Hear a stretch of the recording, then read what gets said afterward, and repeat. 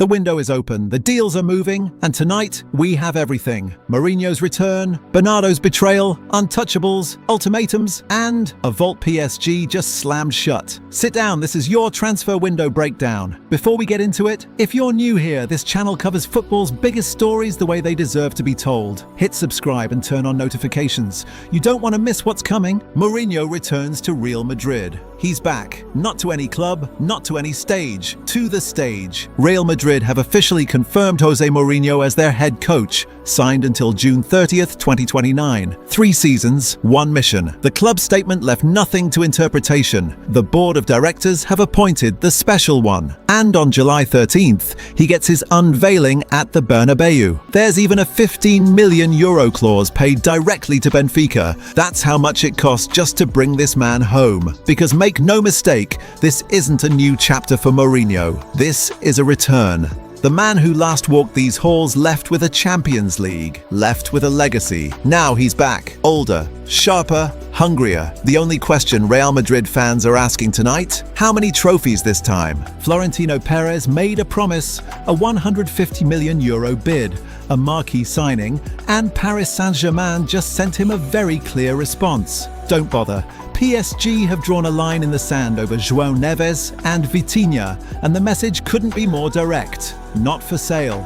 Untouchable. End of conversation. It doesn't matter that Real Madrid came circling. It doesn't matter that Florentino's €150 million promise had everyone guessing who the target was. Paris already knew, and Paris already answered. These 2 Portuguese midfielders are the heartbeat of everything Luis Enrique is building at the Parc des Princes. You don't sell your heartbeat, you protect it. Neves, still only 20 years old. Vitinha, one of the most complete midfielders in Europe right now. Florentino has money, he has ambition, he has a track record of getting who he wants. But tonight, PSG have a word for all of that. No. In football, some moves are about signing players, others are about sending messages. And in Madrid, Florentino Perez does both. Barcelona saw it coming. The moment Florentino Perez promised a move for a marquee signing this summer, Barca read between the lines. And the name that kept surfacing, Julian Alvarez. According to Mundo Deportivo, Barcelona had already begun suspecting Real Madrid would submit an offer. Not necessarily because Madrid desperately needed him, but because Florentino knows exactly how this game is played. Get involved, drive up the price, make it harder for your rivals to close the deal. It's not just recruitment, it's warfare. Now Barca are caught in the middle, wanting Alvarez, knowing Madrid are lurking, and watching the price climb with every passing headline. This is the Florentino effect. He doesn't always need to win the transfer. Making it expensive for Barcelona is the win. Transfer window chaos is everywhere, but at Stamford Bridge this summer, Xabi Alonso is drawing his lines early. 7 players, 0 negotiations. Chelsea have made it official internally. These names are not for sale, not for any offer, not for any number. Reece James, Cole Palmer, Moises Caicedo, Levi Colwill, Esteban Willian, João Pedro, Josh Akeampong. Say those names again slowly, because that is a squad, a captain, a generational talent, a midfield destroyer, a ball-playing defender, 2 forwards with the world at their feet, and a teenager already turning heads at the highest level. This isn't a rebuild, this is a foundation. Xabi Alonso hasn't even had his first training session, and he's already got a core that most managers would spend a decade trying to assemble. No bids, no conversations, no exceptions. Chelsea aren't selling the future, they're protecting it. The transfer window never sleeps, and tonight Marcus Rashford's future just got a whole lot more complicated. Barcelona want him, but not at that price. The €30 million buy clause, Barca are walking away from it. Not triggering it, not even close to triggering it. But here's where it gets interesting. They haven't walked away from Rashford. A new loan agreement, still on the table. Barcelona remain open. The door isn't closed, it's just been repositioned. Now it falls on Manchester United to decide.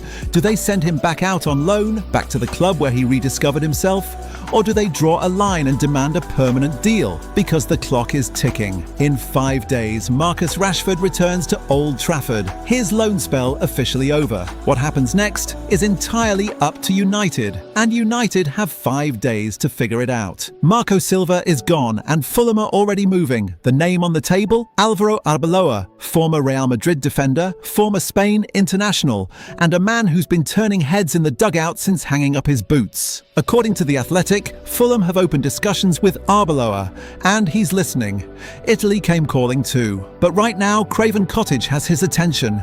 This is a bold call from Fulham. Arbeloa is unproven at this level, no Premier League experience as a manager, but then again neither were a lot of coaches before they arrived in England and changed everything. He knows elite football. He knows what winning culture looks like. He built it at Real Madrid's youth setup. The question isn't whether Arbeloa can coach. The question is the Premier League ready to find out? The deal was done. The ink was dry in everything but name. Atletico Madrid had their man. Contracts reviewed, terms accepted. All that was left was the signature. Then Thursday afternoon happened. Bernardo Silva picked up the phone and changed everything. According to Pedro Fulana on Cadena Ser, Silva personally contacted Atletico and told them the truth. He didn't want the Wanda Metropolitano. He wanted the Bernabeu, Real Madrid, just like that. A transfer that looked like a formality. Collapsed. No signature, no deal, no Atletico. This isn't a negotiation tactic. This isn't posturing. This is a player who had one destination in mind the entire time. And when the moment came, he made his choice. Bernardo Silva is going to Real Madrid. And Atletico? They're left holding a contract nobody signed. 2 doors, one decision. Josko Gvardiol, one of the best defenders on the planet right now, has a choice to make, and it's not a small one. Manchester City are pushing hard to keep him. New deal already on the table, salary rise included. They want him long term, and they've made that crystal clear, but Real Madrid want him too. Centre back, left back, they see a defender who can play multiple positions at the highest level. That's not just interest, that's a plan. Bayern, never realistic. Barcelona, they love him, but the price tag doesn't match their priorities right now. So it comes down to 2. Stay at the Etihad. More money, familiar surroundings, a project he knows. Or answer the Bernabeu's call and chase the biggest stage in football. City built him. Madrid want to own him. Gvardiol decides. Some transfers build slowly, others collapse just as fast. And tonight, one of the biggest rumoured moves of the summer is running out of road. It's fading. The dream of Rodri in a Real Madrid shirt, a move that had football Twitter spinning for weeks, has taken a serious hit. According to The Athletic, the chances of Rodri joining Real Madrid have significantly fallen. Not collapsed, not dead, but significantly fallen. And in transfer language, that's the sound of a door quietly closing. Think about what this means. The best midfielder on the planet, Ballon d'Or winner, a player Real Madrid would have moved mountains for. And yet, it's not happening. At least not the way people imagined. Maybe the price, maybe the timing. Maybe Manchester City simply won't budge. Whatever the reason, Rodri stays where he is. And Real Madrid go back to the drawing board. Some transfers happen overnight. Others are a slow grind. And right now, Tottenham and Brighton are deep in one.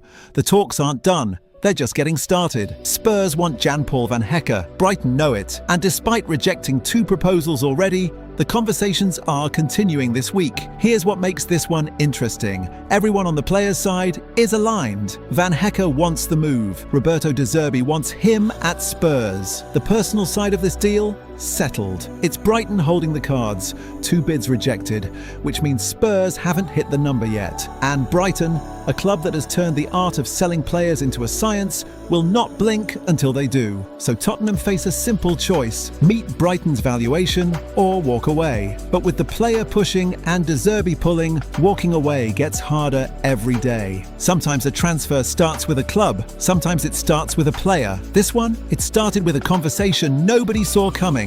Marc Cucurella has told Chelsea he wants to leave. Not rumours, not speculation. The player himself face-to-face, has made his intentions clear. His destination of choice? Barcelona, home, the club he came through, the city he never really left behind. But here's the complication. Chelsea want between 40 and 50 million euros. And Barcelona, though financially cautious as ever, will only move for Cucurella if Alejandro Balde walks out the door first. So this transfer has a domino effect built right into it.